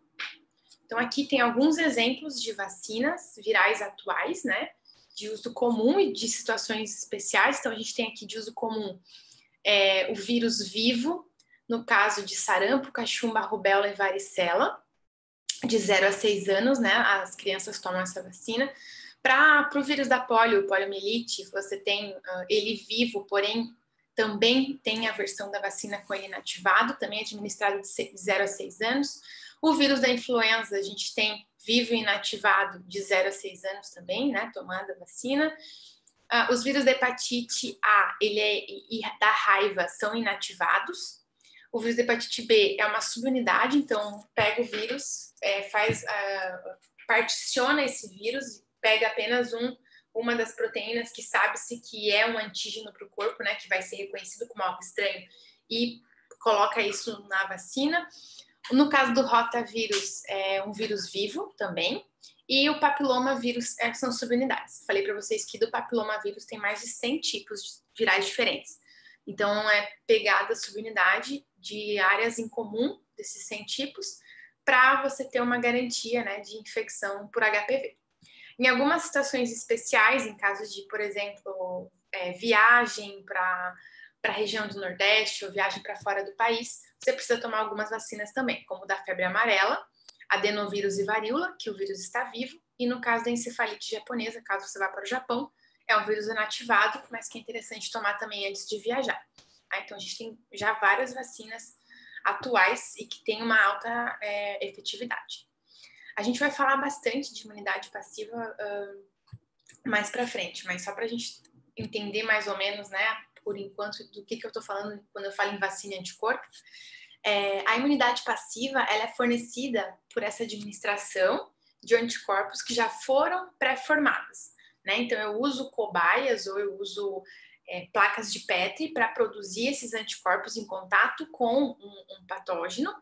E eu tenho, então, esses anticorpos, que a gente chama de imunoglobulinas, já pré-formados. Então, a gente chama isso de imunidade passiva, porque eu vou ter no meu corpo anticorpos, alguns anticorpos que foram produzidos fora e que assim que tiverem contato com o patógeno dentro do meu corpo, eles vão estar ativos, né? Já a imunidade passiva ativa, que é uma que mescla um pouco as duas, ela é induzida pela administração tanto de imunoglobulinas, desses anticorpos pré-formados, como também de um pouquinho do patógeno. Então, você tem aí uma junção, né, dos dois tipos de imunidade. O porém é que várias vezes, vários sintomas, como de dor de cabeça, dor no corpo, diarreia, enjoo, tosse, enfim, é difícil, a partir apenas de uma sintomatologia inicial, você descobrir o que é. Então, isso aqui acontece direto. A gente está se sentindo meio mal, acaba procurando a ajuda médica e você está com uma virose. Mas como é que você tem certeza que é uma virose? Né? Tem que ter algum tipo de teste, algum tipo de análise para você saber se realmente é. Então, como que é feito esse diagnóstico? Porque às vezes eu tô parece ser uma virose, mas é uma bacteriose. Então, o diagnóstico, né, ele é necessário para conseguir chegar a qual é o agente etiológico que está causando aquele problema. Então, para diagnosticar, a gente tem algumas possibilidades. Identificação feita em cultivo celular, então eu tiro algumas células do hospedeiro, cultivo isso, né, faço um cultivo celular e posteriormente eu faço uma identificação microscópica para verificar aquelas inclusões que a gente comentou, para verificar se a célula está multinucleada, se eu consigo detectar o efeito citopático que leve a determinado vírus. Mas também eu tenho as técnicas que são moleculares, né? E aí eu tenho, por exemplo, a PCR, que é a reação em cadeia da polimerase, onde eu amplifico o DNA viral para conseguir determinar qual é. A RT-PCR, que a gente faz para você conseguir ter certeza que aquele vírus, né, uma etapa a mais da PCR, aquele vírus com certeza é o vírus que eu estou achando que me infectou. E tem alguns procedimentos sorológicos também, né? Que é quando eu faço a mensuração dos anticorpos que eu posso ter no meu corpo. E isso faz com que tenha uma detecção, então, do antígeno viral, né, e do seu ácido nucleico. Tá? Então, eu posso fazer a detecção do agente pelo fenótipo, né, que eu vejo no paciente, pela sintomatologia, através do vírus e seus efeitos, mas também eu consigo detectar a partir das respostas do corpo, como, por exemplo, a produção dos anticorpos que vou ter no meu corpo em decorrência da infecção. Então, como é que funciona a identificação por cultivo celular que a gente comentou? É o que permite a visualização do efeito citopático, que é aquele efeito que acontece na célula em decorrência da infecção viral. Então, o problema é que o efeito citopático não é específico, porque muitos vírus causam ele. Então, a gente conseguiria responder, é uma virose ou uma bacteriose? É uma virose, porque tem efeito citopático que as bactérias não conseguiriam causar, tá? E aí, para a identificação mais específica, a partir da visualização do efeito citopático, teria que ser feito um teste de ELISA, que é um teste baseado em anticorpo, onde, através de anticorpos acoplados a uma sonda de imunofluorescência, eu consigo ver a presença do anticorpo para aquele patógeno específico. E aí eu chego, né, a uma resposta de que não, realmente é coronavírus, não, realmente é o vírus da influenza, tá? Em relação à observação e microscopia associada a uma anamnese, né? Então eu analiso quais são os sintomas do paciente, o que ele traz para mim de problema. E relacionado a isso, eu faço uma observação microscópica das células afetadas, eu consigo ver os corpúsculos de inclusão, que nem sempre são específicos, mas também posso ver células gigantes multinucleadas, que também não são extremamente específicas, mas me relatam, né, me levam a crer que é uma infecção viral. A coloração por anticorpos fluorescentes também pode ser utilizado nesse caso, né? Assim, parecido com a ELISA que eu comentei antes, aí a gente consegue utilizar fluorescência específica de sonda, tipo, existem sondas para o vírus da raiva, por exemplo. E aí eu consigo colocar essas sondas ali. Se tiver vírus da raiva aqui, essa sonda vai ficar fluorescente e o microscópio de fluorescência detecta essa coloração diferenciada e aí eu consigo chegar no diagnóstico de que sim, realmente esse indivíduo está com raiva, tá? E aí a imunofluorescência é uma técnica extremamente interessante, onde a gente tem aqui a presença do vírus, olha só. A imunofluorescência é uma técnica de microscopia que pode ser aplicada para qualquer tipo de doença, tá? Nesse caso, a lâmina aqui consta o vírus, né? Como a gente está falando de infecção viral. E aí, o que é produzido em laboratório? É produzido um anticorpo específico para esse vírus, e acoplado no anticorpo, que é esse Y, eu tenho essa bola verde aqui, que é uma marcação. É uma marcação de fluorescência. Caso esse anticorpo específico se ligue ao vírus específico a ele, vai ter a emissão de fluorescência aqui, que é detectado pelo microscópio. Caso eu faça um teste, eu acho que a pessoa está com raiva. Só que eu coloco os anticorpos marcados para raiva e ele não encontra detecção, ele não encontra o antígeno. Então, o que vai acontecer? Não vou ver nada, vai ficar tudo preto, porque não houve a ligação. Então, é isso que a técnica de ELISA faz, essa técnica de imunofluorescência. Tá? Ele tem um anticorpo marcado com uma imunofluorescência. Assim que tem homologia e se liga com o patógeno, ele emite essa fluorescência que é detectada pelo microscópio. E a gente vê isso daqui, ó. Tô vendo células fluorescentes aqui. Tá vendo? O azul seria a coloração normal da célula e o verde é a fluorescência. Então, essa célula está infectada, essa célula está infectada, esta e essa também estão, e as do lado não estão. Então, é assim que a gente detecta, tá? Não tem teste de fluorescência para todos os vírus. Antes que vocês perguntem, não tem, tá? E aí, então, esse teste de fluorescência ele é feito a partir da ELISA. ELISA é o nome da técnica, tá, gente? Não é ELISA é o nome da mulher, é o nome da técnica. E esse exame sorológico, ele é capaz de identificar os anticorpos, que vocês já devem ter ouvido falar várias vezes, o IgM e o IgG, né? Porque agora com o Covid a gente está tendo acesso a muito mais testes sorológicos para fazer detecção rápida, detecção um pouquinho mais demorada. E o que isso quer dizer, IgM e IgG? Primeiro, o que acontece com a ELISA, né? A ELISA é esse teste de imunofluorescência que a gente acabou de ver, onde eu tenho um anticorpo acoplado a uma fluorescência. Assim que esse anticorpo se liga com aqui o patógeno, que no caso é a bolinha verde, é azulzinha aqui embaixo, ó, aí eu tenho a fluorescência sendo emitida e isso é visualizado por microscópio. Mas o que quer dizer o IgM e o IgG? IG quer dizer imunoglobulina. É esse anticorpo produzido em laboratório. Tá? E aí, caso eu esteja infectado, o que vai acontecer? Se eu tiver infectado, vai ficar presente o IgG e o IgM, ou só o IgM ou só o IgG. Porque o que significa esse IgM e IgG? O IgG presente é quando a infecção é antiga. O G, aqui, ó, a letrinha G, quer dizer que a pessoa já pegou esse anticorpo há um tempo atrás. Isso pode ser meses ou anos atrás. E o IgM é de uma infecção recente. Então, há alguns dias, algumas semanas, você teve contato com esse patógeno. O IgG é o que a gente chama de anticorpo de longa duração. Então, ele fica presente no corpo por muito tempo. Então, quais são as possibilidades de teste que a gente tem para esse exame sorológico? Vai ser negativo ou não reagente, ou positivo e reagente, né? Então, caso o indivíduo tenha IgG e IgM negativos, ele nunca entrou em contato com o vírus. Caso ele tenha IgG negativo e IgM positivo, quer dizer que ele tem uma infecção aguda, ele está doente agora, alguns dias de doença, né, para aquela patologia específica. Caso ele tenha tanto IgG quanto IgM positivos, a infecção é recente, semanas ou alguns meses. Então, ele já teve, né, persistiu, teve infecção e ela persiste ainda no organismo. E caso apenas o IgG seja positivo e o IgN negativo, aí a infecção ela é antiga, meses ou até anos atrás, né, ou demonstra o sucesso da vacina e a pessoa está protegida por essa doença. Tá? Então, esses são os exames que a gente tem aí, né? A gente faz bastante exame de Covid, IgG, IgM. O que quer dizer isso? IgG, anticorpo de longa duração, IgM de curta duração, então quer dizer que a doença está acontecendo agora ou no máximo algumas semanas atrás, certo?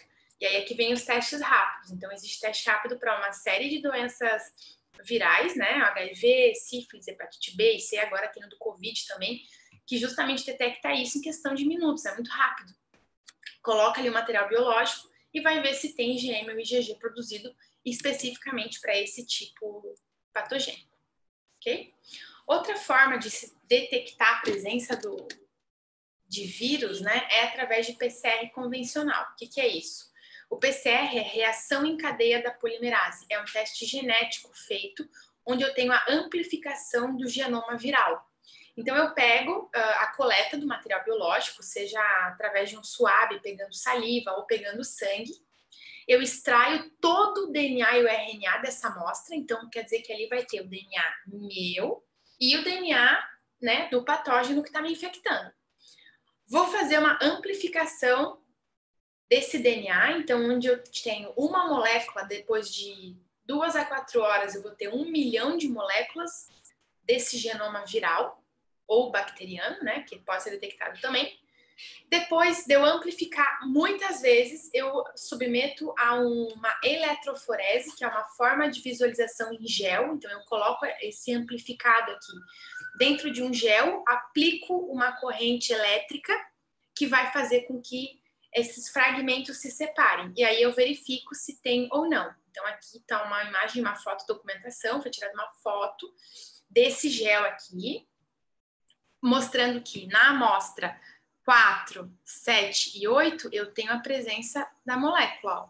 Enquanto que na 3, na 5, na 6, na 9, na 10, eu não tenho a presença dessa molécula. Então, dessa forma, eu consigo ver, será que a Emily tem a presença do HIV? Eu faço uma PCR e não, eu não tenho. E aí vai aparecer, não vai aparecer nada na linha correspondente a mim, né?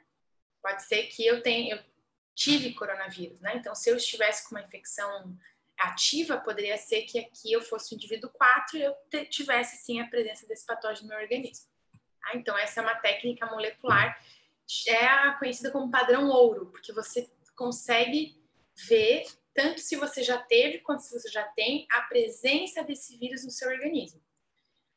E tem ainda a PCR por transcrição reversa. Quando o vírus ele é em forma de RNA, utiliza-se fazer a transcrição reversa desse material, porque daí você precisa pegar o RNA e fazer um DNA correspondente a ele. É uma técnica um pouquinho mais inovadora, porque o PCR em tempo real ele não é feito manual como o PCR normal. Então, aqui onde eu tinha que colocar por 2 a 4 horas para amplificar, depois colocar isso em gel e visualizar isso em uma câmera, o PCR em tempo real ele é um pouco mais agilizado. Existe uma máquina chamada PCR em tempo real, onde eu extraio o DNA, coloco na máquina, adiciono ali na máquina uma série de compostos e de reagentes e ele, por si só, consegue fazer amplificação e detecção das amostras em 40 minutos. Obviamente é muito mais caro, né? Um termociclador desse daqui custa em torno de uns 15 a 20 mil, enquanto que uma máquina dessa custa em torno de 300 a 400 mil reais. Então é muito mais caro, mas o PCR em tempo real, ele agiliza um monte esse processo. De uma forma ou de outra, a PCR é o padrão ouro para detecção de infecção viral. Inclusive o COVID, né? Todo mundo sabe que é o padrão ouro para detecção o mais rápido possível. E aí, o que eu vejo, então, em um PCR em tempo real, né? Eu estou vendo aqui que tem vários tipos virais distintos nessa minha amostra. Estão vendo? Tem várias curvas de cores diferentes, mostrando que essa pessoa aqui, ela tem uma série de tipos virais diferentes no organismo dela. E aqui está mostrando que eu tenho o vírus sincicial respiratório, a RSV está aqui. O IA e IB são os padrões para verificar se o teste funcionou, e aí aqui está mostrando que essa pessoa tem o vírus sincicial presentes na amostra dela. Já para esse outro vírus aqui não foi detectado nada, não tem nenhum outro padrão aqui. Então, se fez um teste para 2 vírus diferentes, aqui pegou o RSV, aqui não pegou nada. Tá? Então, é assim que se visualiza a resposta desse material, tá? Em relação ao diagnóstico viral, então, né, por que todo mundo não faz? Primeiro, porque a gente tem que entender um pouquinho dos tempos. Nosso corpo demora ali a partir de 10 dias para a produção de anticorpo, né? Na verdade, em torno de 10 a 15 dias, até 30 dias, dependendo do anticorpo. Então, tem esse tempo que precisa ser respeitado. Além disso, tem um valor, né, agregado a isso. E o PCR, por exemplo, detecta infecção inicial ali em torno de 7 dias. Mais do que isso, ele não detecta mais porque você não tem mais o vírus em alta atividade. Então, quando a gente fala em diagnóstico viral, essa questão dos tempos de infecção precisam ser levados em consideração, mas também a questão da rapidez e da precisão. Porque os testes rápidos, que são por imunofluorescência, que é esse que vende na farmácia, esse que são os testes que os postos fazem, assim, quando você chega já para uma triagem inicial, ele é rápido e ele é fácil. Porém, ele não é muito preciso. Já os testes moleculares, que são o PCR e o PCR em tempo real, eles são extremamente precisos. Tem uma alta sensibilidade, só que eles são muito mais caros. Então, também isso tem que ser levado em consideração, né? Eu tenho, meu plano cobre, ou eu tenho dinheiro para pagar esse teste que é muito mais caro, ou eu faço um teste rápido, que ele é mais barato e é mais... só que não é tão preciso. Então, é uma balança. Por isso, é bom ouvir, né? De acordo com a tua sintomatologia, o teu tempo de sintoma, ouve a opinião do profissional que entenda do assunto para te direcionar em qual teste deve ser feito, né? Ou se você investe um pouquinho mais, ou se não tem necessidade, caso os sintomas estejam muito aparentes, tá? Certo? E aí, então, eu trouxe aqui para a gente fechar como utilizar os testes da Covid-19 especificamente, né? Já que tem vários testes aí que foram criados, como que funcionam as questões de tempo. O PCR é considerado padrão ouro, só que ele deve ser utilizado na infecção inicial, tá? Na infecção inicial, a gente tem que utilizar ele. Então, a partir de 3 até 7 dias, ele consegue pegar esse sintoma. Existem alguns testes complementares, né, para um isolamento eficiente, como o EcoF Covid-19 de antígeno, que é um teste também, que tem uma vantagem por ser um procedimento simples. Os resultados são mais rápidos, que vão permitir uma agilidade maior na tomada de decisão, só que ele não é tão sensível quanto a PCR, e ele precisa ser aplicado no momento onde tem uma concentração alta de antígeno. E já esses testes rápidos, que a gente comentou agora, né? Caso o PCR tenha dado negativo, você pode partir para um teste rápido, sorológico, porque daí provavelmente já está numa fase um pouquinho mais avançada da infecção. Ele precisa ser feito a partir de 10 a 15 dias de sintomas, e ele pode ser pego até o final, só que o poder de detecção dele não é muito alto, né? Então tem que ter um tempo certo aí para você conseguir verificar e pegar esses anticorpos para serem capazes de ter essa concentração alta e ser detectados. Tá? Então, a questão de tempo é muito importante, gente. Começou o sintoma, contabiliza o dia do primeiro sintoma, porque até 7 dias de sintoma pode ser feito PCR, mais do que isso não. Tá? E aí também não adianta você começar os sintomas e fazer um teste sorológico, que o meu corpo demora em torno de 15 dias para produzir os anticorpos. E sabe-se que no caso do Covid especificamente, os sintomas, eles iniciam de 5 a 6 dias após a infecção. Então, você se infecta, teus sintomas vão começar a partir de 4 até 6 dias depois. Por isso que a gente conta dos sintomas, 10 dias de sintomas para poder fazer um teste rápido. Porque é a partir de 15 dias de infecção que a gente tem uma quantidade de anticorpos suficiente para detecção. Ok? Certo?